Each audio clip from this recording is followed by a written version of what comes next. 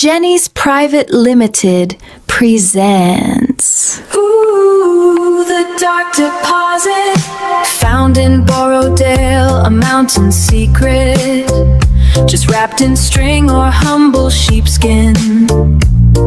Then the cedar casing became the standard, an HB measure in your hand, a quiet tool for expression, stroke. Yeah, for a gentle stroke. உலகத்தில் பிறந்த எல்லா மனிதர்களும் எழுதக்கூடிய ஒரே ஆயுதம் அப்படின்னா அது கண்டிப்பாக எழுதுகோல் அல்லது கோல் அல்லது வரைகோல் அப்படின்னு சொல்லுவாங்க. இது இங்கிலீஷில் சொல்லணும் அப்படின்னா பென்சில் அப்படின்னு சொல்லுவாங்க.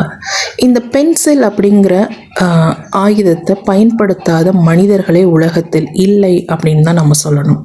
அதாவது மனிதனாக பிறந்த ஒவ்வொருவரும் எழுத படிக்க தெரிந்தாலும் சரி, எழுத படிக்கவில்லை அப்படின்னு தெரிந்தாலும் சரி, நம்ம எழுதக்கூடிய அல்லது பயன்படுத்தக்கூடிய ஒரு ஆயுதம் அப்படின்னா இந்த மரக்குச்சியிலான கிராஃபைட் துகள் அப்படின்னு சொல்லலாம். இதற்கு பெயர் பென்சில் அப்படின்னு தெரிந்து வைத்திருப்போம்.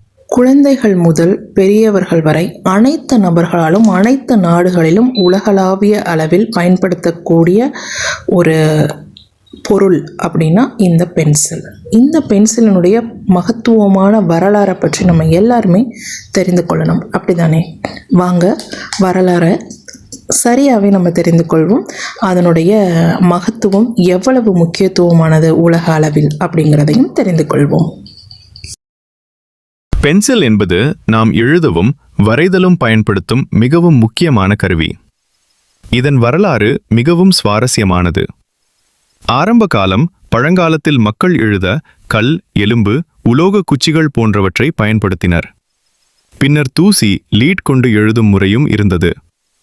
அதனால் பென்சிலுக்கு லீட் பென்சில் என்ற பெயர் வந்தது. கிராஃபைட் கண்டுபிடிப்பு 1564ஆம் ஆண்டு பாரோடேல், இங்கிலாந்து பகுதியில் பெரிய அளவில் கிராஃபைட் கண்டுபிடிக்கப்பட்டது. இந்த கிராஃபைட் குச்சிகளை மக்கள் நேரடியாக எழுத பயன்படுத்த ஆரம்பித்தனர். மர பென்சில் உருவாக்கம். கிராஃபைட் குச்சிகள் உடைந்து போகும் என்பதால் அதை மரத்துக்குள் வைத்து பாதுகாக்க ஆரம்பித்தனர். இதுவே நாம இன்று பயன்படுத்தும் பென்சிலின் முதல் வடிவம். பென்சிலை ஒருவரால் கண்டுபிடிக்கப்படவில்லை.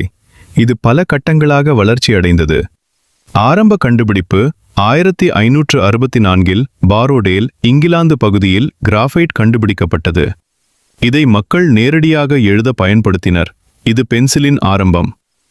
நவீன பென்சில் கண்டுபிடிப்பாளர். நவீன பென்சிலின் உண்மையான கண்டுபிடிப்பாளர் நிக்கோலாஸ் ஜாக்கிஸ் கொண்டே 1795. இவர் கிராஃபைட் பிளஸ் களிமண் கிளே கலவையை பயன்படுத்தினார். அதை சூடேற்றி உறுதியாக மாற்றினார்.